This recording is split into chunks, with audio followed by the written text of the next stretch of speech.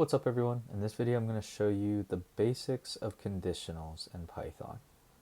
So I already have a repo set up, so I'm going to go ahead and clone this repo by copying the HTTPS address, heading over to my terminal, and I'm already in the directory that I want to clone this into. So I'll do git clone, paste that address, and then we'll see that the folder pops up in my directory. So now I want to open this up with Visual Studio Code, and this is the previous project that I was working on. We'll do File, Open Folder, and this is Basics of Conditionals, Open. So now we want to do a new file, our program. So we'll name this conditionals.py. And now just to make sure everything's working, let's just do print hello world, and then open up a new terminal, and let's go ahead and run this program. So it already opens the directory that I'm working in. So if we just do python 3 conditionals.py, hit enter, we'll see hello world is printed. Alright, so now we're going to build off of my last video where I talked about input and output with Python. So let's do print what is your age, and then we'll take age as a variable. So age equals int input, and then let's do the conditional statement.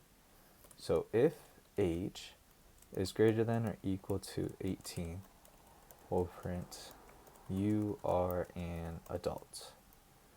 And then else, meaning the input was 17 or below, we will print you are not an adult. So let's go ahead and run this program. So what is your age? 25. And this prints out you are an adult because I'm greater than 18 years of age. And then if we run this and do test our if statement, so let's say I entered 17, it gives you are not an adult because I'm under the age of 18. Okay, so now let's add a little bit more complexity to this program. So right now this is just if else, which is great to just figure out how these things work.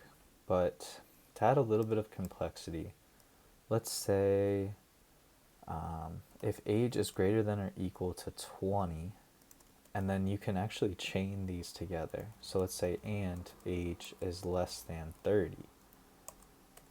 Then we're going to print you are in your 20s.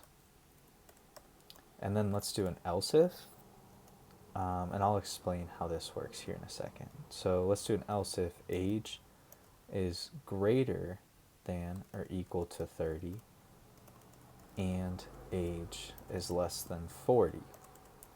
We'll print you are in your 40s. And then let's just do an else here, and let's just assume that this person, they're not in their 20s, or, oh, I'm sorry, this isn't 40s, this is 30s. There we go. So let's just assume that this person is in their 20s or their 30s. So we would print you are not in your 20s or 30s. So coming back to this, how this program is going to run. So first, let's say that I enter 25. It's going to check that that 25 is greater than or equal to 20, which is true, and that's also less than 30. So it would print you are in your 20s. Let's say that I entered 35. It's going to see that it is greater than or equal to 20. That's true, but age is not less than 30. So this would evaluate as false. So then it's going to check the else if next, which is going to see age is greater than 30, but it's less than 40. So this would evaluate to true, and we're going to print this.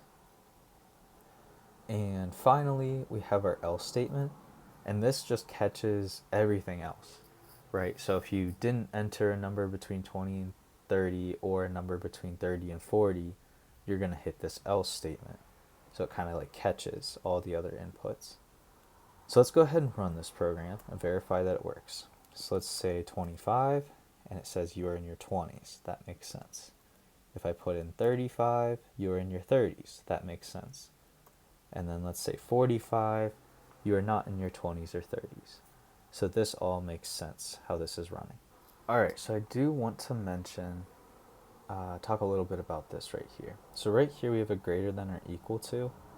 This is the condition, right? So if age is greater than or equal to 30, or in this case, age is less than 40, there's really the main conditional operators that you'll see is greater than equal to, less than or equal to, less than, and then there's also equal to.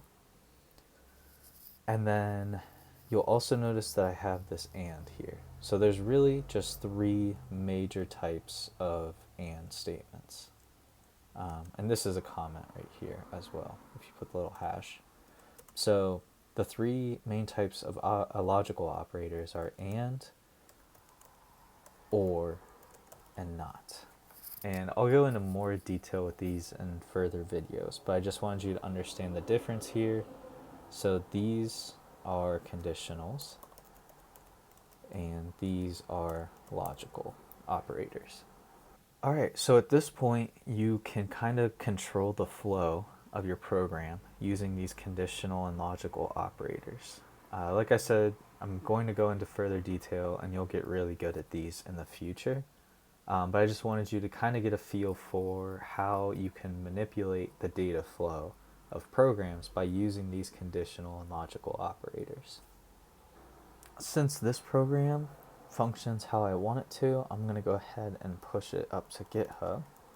So we'll do the git add all files, then git commit with the message basic conditional and logical operators, and then do the git push. And to verify that the push indeed worked, we can head over to our repo on a browser and do a refresh here, and we'll see that the code is indeed here. I always want to take a moment to say thank you for watching. I really do hope these videos help you to learn and grow and achieve. I do want to mention that I'll link the GitHub repo shown in this video in my bio, or in this video's description, and I will also link my Discord server. If you have any questions, want to get in contact with me, or meet with other Python developers, it's a great resource to you. Once again, thanks for watching.